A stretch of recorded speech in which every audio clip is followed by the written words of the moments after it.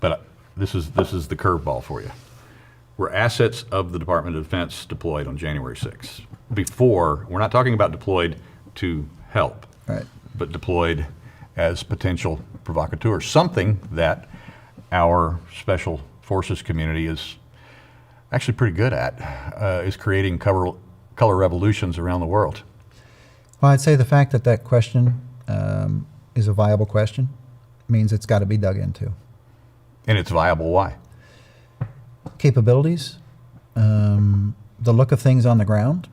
I mean, if you look at what went on in the Ukraine in the color revolution, what went on in Kazakhstan, the color revolution, Georgia, you know, to many, it looks like a color revolution.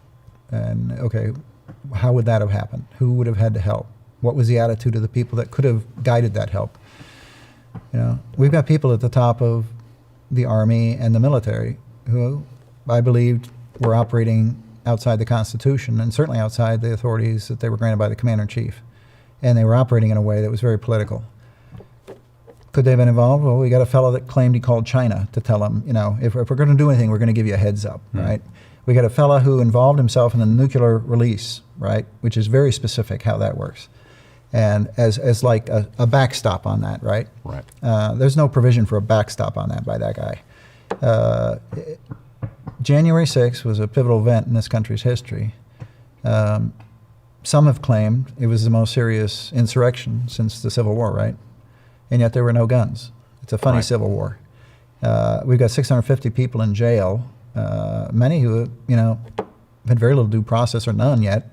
They're still waiting trials. Right. We got a guy sitting opposite to me who's a reporter who's there, and he's one of 4 members of the press who was indicted and facing felony charges. And nobody else in the press was involved, you know, apparently in any nefarious way other than you and a few others. Mm-hmm. There's a lot to be discovered about that because it goes to the same problem in my mind as I'm not obeying illegal orders from the President of the United States. My classmates are racist at West Point as well as the dean and the commandant. You know, this DEI culture that has now infected the military, it's a sickness. And we got to make sure we understand how far it spread, what was January 6th really about, right?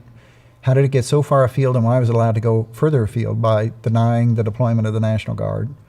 There's some good questions, and good leaders ask good questions and get good answers. Casey, thank you very much. Really appreciate you spending this time with me today. Sure, thank you.